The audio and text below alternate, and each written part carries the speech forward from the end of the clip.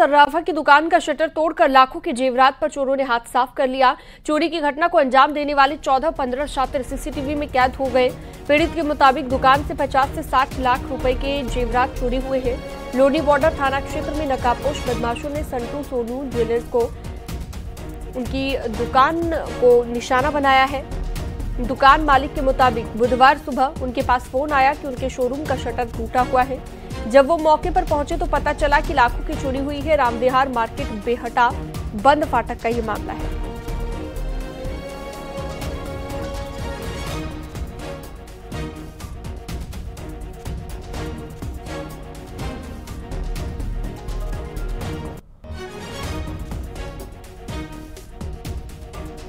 तो चोरी की घटना का सीसीटीवी फुटेज भी सामने आ गया है।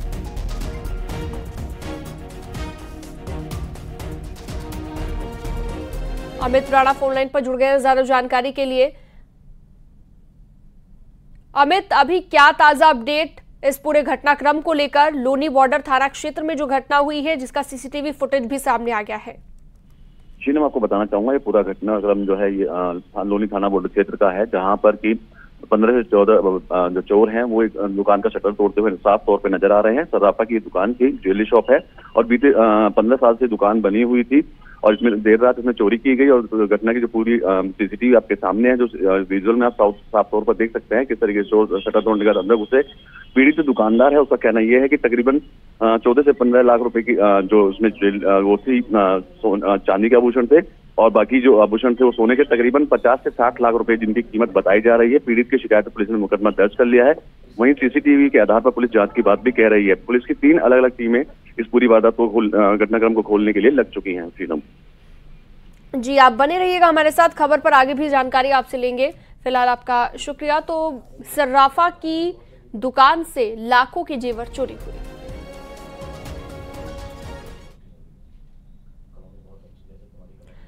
गाजियाबाद के जिलाधिकारी को मंत्री बनकर फोन करना और टेंडर के लिए दबाव डालना भारी पड़ गया। गाजियाबाद पुलिस ने 3 आरोपियों को गिरफ्तार कर लिया है। कानपुर के दिनेश मौर्य और ग्वालटोली के सूरज वर्मा शामिल है। कानपुर पुलिस भी दोनों आरोपियों के घर पहुंची और करीबियों से पूछताछ जारी है।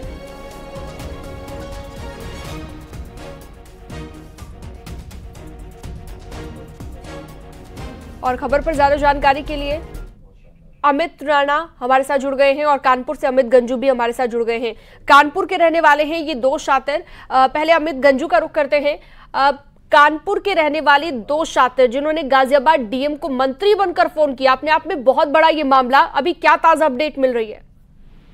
देखिए, मैं आपको बताना चाहूंगा ये पूरा मामला गाजियाबाद का है, जहां के गाजियाबाद के जिलाधिकारी राकेश्वर सिंह को कानपुर के ये 2 युवक, जिसका नाम दिनेश मौर्य जो कानपुर के सिविल लाइंस में और ग्वालटोली के सूरज वर्मा ने फोन करके टेंडर दिलवाने के लिए, किसी को पत्थर का या मार्बल का काम दिलवाने के नाम पर उनको एक उत्तर प्रदेश के कद्दावर मंत्री का नाम बताकर फोन किया और उनको पर रौब घाटने की कोशिश की। जो हमारे सूत्र बताते हैं कि ये इससे पूर्व में भी ये लोग कानपुर के कई लोगों को, किसी को अधिकारी का रिश्तेदार, किसी को ब्यूरोक्रेट का रिश्तेदार, किसी को मंत्री का रिश्तेदार बताकर लोगों के साथ अपना रौब घाटते हैं और गाड़ी में कभी वीआईपी स्टिकर लगा के चलते हैं, कभी विधायक का स्टिकर और कभी शासन के स्टिकर लगा के चलते हैं। अब ये जो मामला सामने आया है गाजियाबाद का, उसके बाद से कानपुर पुलिस ने भी इन दोनों के परिजनों से पूछताछ शुरू कर दी, क्योंकि दोनों अलग अलग क्षेत्रों के, एक सिविल लाइंस का, एक ग्वालटोली का मामला। इन दोनों के रिलेटिव्स और इनके नॉन फेलोज से पूछताछ चली कि आखिर इनकी वास्तविकता क्या है और क्या उद्देश्य था इनका वहां पहुंचने का गाजियाबाद का। बिल्कुल, और अमित राणा भी हमारे साथ गाजियाबाद से जुड़े हुए हैं। अमित, आपको क्या क्या जानकारी मिली है? क्योंकि गाजियाबाद के डीएम को इस तरह से फोन किया जाना अपने आप में कई सवाल खड़े करता है कि बदमाशों की, शातिरों की हिम्मत इतनी ज्यादा कैसे बढ़ गई? जी, मैं आपको बताना चाहूंगा ये पूरा घटनाक्रम जो है जिलाधिकारी कार्यालय का ही है, जहां जिलाधिकारी के पास एक फोन आता है और अपने आप को कद्दावर मंत्री का रिश्तेदार बताने के बाद सूत्रों की अगर माने, पुलिस सूत्रों की अगर माने तो सूत्रों के हवाले से शिक्षा मंत्री, उत्तर प्रदेश के शिक्षा मंत्री है, उनका अपने आप को रिश्तेदार बताते हुए टेंडर दिलाने की बात की गई थी। जो व्यापारी हैं जिनकी टाइल्स बनाने की कंपनी है, उन्हें टेंडर दिलाने की बात की गई थी और उन्हें झांसे में लिए गए इन तीनों ही युवकों के द्वारा और उनसे कहा गया कि उनकी पहुंच ऊपर तक है, जिसको लेकर उन्होंने जिलाधिकारी को कॉल भी किया। जब इस बाबत जिलाधिकारी को कुछ शक हुआ तो उन्होंने इसकी जांच कराई। जांच पड़ताल में पूरा का पूरा मामला फर्जी वाले का सामने आया, जिसके बाद जिलाधिकारी ने उन तीनों लोगों के बारे में बताया, उक्त व्यक्ति को जिसको टेंडर दिलाना चाहते हैं, और जो टेंडर लेने वाला व्यक्ति था उसने ही इन तीनों के खिलाफ कविनगर थाना क्षेत्र में लिखित में शिकायत दी। उन तीनों के खिलाफ मुकदमा दर्ज कर लिया गया और तीनों को ही गिरफ्तार भी कर लिया गया। इन तीनों के पास से एक फॉर्च्यूनर गाड़ी भी बरामद की गई है जिसमें हूटर लगा हुआ था और कई पार्टियों के उसमें झंडे भी रखे हुए थे। तो ऐसे में इस बात के कयास भी लगाए जा रहे हैं कि पूरे तरीके से फर्जी लोग हैं और अपना रौब गालिब करने के लिए तमाम बड़ी पार्टियों से, तमाम उच्च अधिकारियों से अपने संबंध होने का दावा करते हुए लोगों से धन ऐंठने का काम किया करते थे। ठीक है, अमित राणा हमारे साथ जुड़े हुए थे गाजियाबाद से, बहुत शुक्रिया। अमित गंजू हमारे साथ कानपुर से जुड़े हुए थे, आपका भी बहुत शुक्रिया तमाम जानकारी विस्तार से देने के लिए। आगे बढ़ते हैं शामली से अगली खबर। रूम हीटर से छात्र की मौत हो गई है। रात में हीटर चलाकर सोया था छात्र और कमरे में ऑक्सीजन का लेवल कम हो गया और ऑक्सीजन कम होने से छात्र की मौत हो गई। कैराना के भूरा गांव में यह हादसा हुआ है जो हम आपको बता रहे हैं। ये बड़ी जानकारी इस वक्त आपकी टीवी स्क्रीन पर। तो अचानक से ऑक्सीजन कम हो गई और उसके चलते यह हादसा हुआ।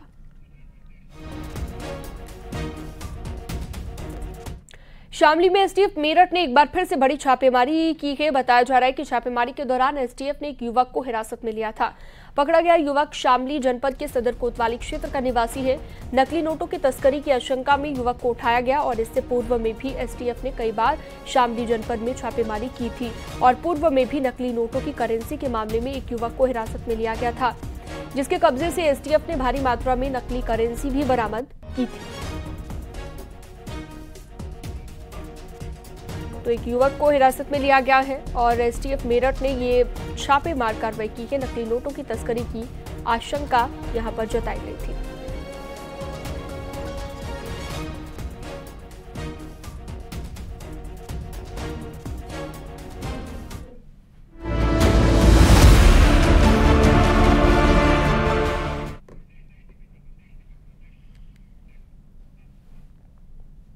और खबर लखनऊ से है। आज लखनऊ में सीएम योगी और बीजेपी के बड़े नेताओं की बैठक कुछ ही देर में शुरू होगी। इस बैठक में अयोध्या को लेकर चर्चा होगी और इस बैठक में सीएम योगी आदित्यनाथ, राष्ट्रीय महासचिव विनोद तावड़े, बीजेपी के प्रदेश अध्यक्ष भूपेंद्र चौधरी, महामंत्री संगठन धर्मपाल मौजूद रहेंगे।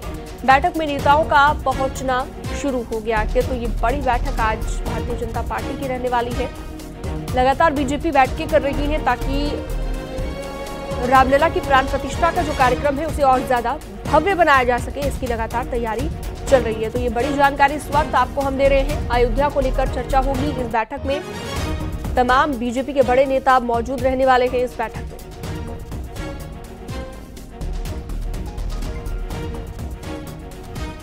तो सीएम योगी और बीजेपी नेताओं की बैठक, अयोध्या को लेकर चर्चा की जाएगी।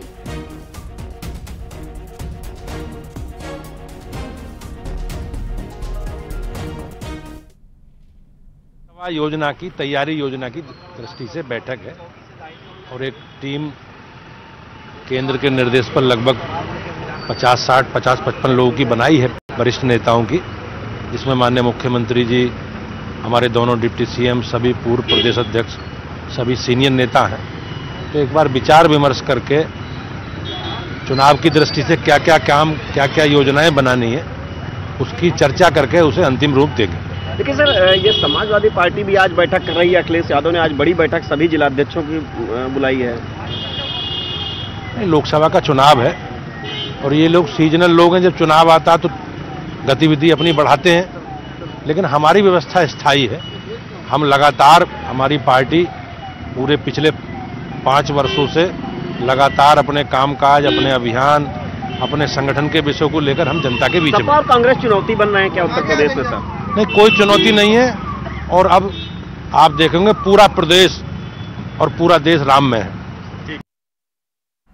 और चलिए, ज्यादा जानकारी के लिए हमारे सहयोगी संकेत मिश्रा हमारे साथ लाइव जुड़ चुके हैं। संकेत, कितने बजे ये बैठक शुरू होगी? क्योंकि लगातार हर दिन बीजेपी इस तरह की बैठकें कर रही है ताकि रामलला की प्राण प्रतिष्ठा को और ज्यादा भव्य बनाया जा सके, और क्या जानकारी इस वक्त बैठक को लेकर? देखिए, ये बैठक जो आज की है ये काफी अहम बैठक है लोकसभा चुनाव के लिहाज से। दरअसल लोकसभा चुनाव की तैयारियों की समीक्षा की जाएगी और जो योजनाएं हैं लोकसभा चुनाव की उन पर मंथन किया जाएगा। हम तस्वीरों में दिखाएंगे जो तमाम बड़े नेता हैं वो पहुंचना शुरू हो गए हैं। अब आप देख सकते हैं डिप्टी सीएम केशव प्रसाद मौर्य और इसके अलावा भारतीय जनता पार्टी के प्रदेश के अध्यक्ष भूपेंद्र चौधरी पहुंच चुके हैं। विनोद तावड़े जो कि राष्ट्रीय महासचिव हैं वो भी पहुंच चुके हैं। अब केशव प्रसाद मौर्य पहुंचे हैं इस बैठक में। ब्रजेश पाठक पहुंच चुके हैं और जो पूर्व प्रदेश अध्यक्ष कई हैं वो बैठक में बुलाए गए हैं। इसके अलावा जो भारतीय जनता पार्टी के बड़े पदाधिकारी वो इस बैठक में मौजूद हैं। योगी सरकार के कई मंत्री इस बैठक में मौजूद हैं। केंद्र सरकार में जो उत्तर प्रदेश से संबंधित मंत्री हैं, चाहे वो कौशल किशोर हो या फिर BL वर्मा हो, वो सभी इस बैठक में मौजूद हैं। यानी कि उत्तर प्रदेश में जो केंद्र सरकार में मंत्री हैं उत्तर प्रदेश से संबंधित, वो भी आज इस बैठक में बुलाए गए हैं। ये बैठक काफी अहम इस लिहाज से मानी जा सकती है कि भारतीय जनता पार्टी ने उत्तर प्रदेश में बाकायदा एक लोकसभा चुनाव संचालन समितियों का गठन किया है, उसके इंचार्ज बनाए गए हैं। उन सभी से आज चर्चा की जाएगी, मंथन किया जाएगा लोकसभा चुनाव के लिहाज से। ये जो बैठक है ये संगठनात्मक बैठक है और इसमें लोकसभा चुनाव पर मंथन किया जाएगा कि आखिर बूथ स्तर पर भारतीय जनता पार्टी की क्या तैयारी है, उसकी समीक्षा की जाएगी। और इसमें बैठक में भारतीय जनता पार्टी के प्रदेश के अध्यक्ष भूपेंद्र चौधरी, महामंत्री संगठन धर्मपाल, इसके अलावा विनोद तावड़े जो कि राष्ट्रीय महासचिव हैं वो भी इस बैठक में मौजूद हैं। कुछ देर में मुख्यमंत्री योगी आदित्यनाथ भी पहुंच जाएंगे। दोनों डिप्टी CM इस बैठक में मौजूद हैं। केंद्रीय राज्य मंत्री कौशल किशोर, केंद्रीय राज्य मंत्री VL वर्मा समेत जो संजीव वालिया समेत तमाम ऐसे मंत्री हैं जो उत्तर प्रदेश में, ये भी बताइएगा। बिल्कुल, अयोध्या को लेकर भी, रामलला की प्राण प्रतिष्ठा समारोह को लेकर भी चर्चा की जाएगी इस बैठक में। लेकिन जो बैठक का सबसे बड़ा मुद्दा है, हम आपको दिखाएंगे होर्डिंग में, ये योजना बैठक है लोकसभा चुनाव के लिहाज से। यानी कि लोकसभा चुनाव की जो संचालन समितियां बनाई गई हैं उनसे संबंधित ये बैठक है। हम बात करेंगे, राम प्रकाश सिंह जी हैं हमारे साथ में, RP सिंह हैं, प्रदेश उपाध्यक्ष हैं। सर, आज की ये बैठक काफी अहम है, किस तरीके से इस बैठक को देखते हैं? नहीं, ये तो संगठनात्मक बैठक है। संगठन के कार्यक्रम चल रहे हैं, जो आगामी कार्यक्रम अभी जो चले हैं उसके बारे में और आगामी कार्यक्रम चलेंगे उसके बारे में ये बैठक है। सर, ये लोकसभा चुनाव के लिहाज से बैठक है? नहीं, अब तो लोकसभा चुनाव के ही आने वाला है, तो संगठन अपना भी जो काम कर रहा है, अपने अभियान चला रहा है, उनके बारे में है। और हम लोग तो लोकसभा के, आपसे पहले भी कहा है कि हम तो हमेशा तैयार हैं लोकसभा चुनाव के लिए, वो तैयारी हमारी। सर, ये बड़ी बैठक है, इसमें केंद्र के भी मंत्री हैं, उत्तर प्रदेश सरकार के भी मंत्री कई बुलाए गए हैं, राष्ट्रीय पदाधिकारी भी इस बैठक में मौजूद हैं। जी हाँ, काफी लोगों को बुलाया गया है। एक महत्वपूर्ण बैठक है। बिल्कुल, ये महत्वपूर्ण बैठक है। हम तस्वीरें दिखाएंगे। देखिए, लगातार मंत्रियों का आने का सिलसिला जारी है। तमाम जो बड़े नेता हैं, राष्ट्रीय पदाधिकारी हैं, वो भी पहुंच रहे हैं इस बैठक में। तमाम जो कैबिनेट में मंत्री हैं वो इस बैठक में पहुंच रहे हैं। इसके अलावा भारतीय जनता पार्टी के जो राष्ट्रीय महासचिव विनोद तावड़े पहुंच चुके हैं, महामंत्री संगठन धर्मपाल भी पहुंच चुके हैं। इसके अलावा लगातार मंत्रियों के, योगी सरकार के जो मंत्री हैं उनके मंत्रियों के आने का सिलसिला जारी है। बेबी रानी मौर्य हैं, आप देख सकते हैं, ये कैबिनेट मंत्री हैं उत्तर प्रदेश सरकार में, वो भी पहुंच गई हैं। तो तमाम जो उत्तर प्रदेश सरकार के मंत्री हैं वो इस बैठक में लगातार पहुंच रहे हैं। इसके अलावा तमाम जो बड़े राष्ट्रीय पदाधिकारी विनोद तावड़े वो भी पहुंच चुके हैं। मैम, आज बैठक में जा रहे हैं, किस तरीके से देखते हैं लोकसभा चुनाव की तैयारियों के लिहाज से? अब लोकसभा की तैयारी की बैठक है, अब जा रहे हैं तो पता चलेगा। बिल्कुल, तब पता चलेगा। बैठक में पहुंच रही है बेबी रानी मौर्य। ऐसे जो उत्तर प्रदेश सरकार में जो भी मंत्री हैं, तमाम मंत्रियों को बुलाया गया है। जितने वरिष्ठ मंत्री हैं वो इस बैठक में मौजूद है। केंद्र में जो उत्तर प्रदेश से संबंधित मंत्री हैं वो भी मौजूद है। जाहिर सी बात है कि लोकसभा चुनाव की तैयारियों में भारतीय जनता पार्टी पूरी तरीके से जुट गई है। लोकसभा चुनाव संचालन समितियों का गठन किया है, बूथ स्तर तक कमेटियां गठित की गई हैं। और यही नहीं, भारतीय जनता पार्टी ने जो उत्तर प्रदेश में जो चुनावी चक्रव्यूह तैयार किया है उसमें तमाम जो भारतीय जनता पार्टी के संगठनात्मक जो क्षेत्र हैं, क्लस्टर में बांटा गया है लोकसभाओं को, अलग अलग लोकसभाओं को, उनके बाकायदा प्रभारियों को भी तैनात किया गया है और वो प्रभारी आज इस बैठक में बुलाए गए हैं। सबकी जिम्मेदारी आज की इस बैठक में तय की जाएगी कि आखिर किस सीट की जिम्मेदारी किस पार्टी के, किस नेता के पास में है, पार्टी के कौन से नेता के पास ये जिम्मेदारी है। ये आज इस बैठक में मंथन किया जाएगा। जाहिर सी बात है कि लोकसभा चुनाव में बूथ स्तर पर भाजपा को मजबूत करने के लिए बैठक काफी अहम मानी जा रही है। विस्तार से आपने जानकारी दी, बहुत शुक्रिया तमाम जानकारी के लिए। आगे बढ़ते हैं, अब बात अमरोहा की होगी। पति ने की पत्नी की हत्या, गोली मारकर पत्नी को मौत के घाट उतार दिया। पत्नी की हत्या के बाद खुदकुशी की। पत्नी की हुई थी ससुर से कहासुनी। धनौरा के हलपुरा गांव की ये वारदात हम आपको इस वक्त बता रहे हैं। पति ने पत्नी की हत्या कर दी। अमरोहा से ये बड़ी खबर इस वक्त हम आपको बता रहे हैं। पति की हुई थी ससुर से कहासुनी।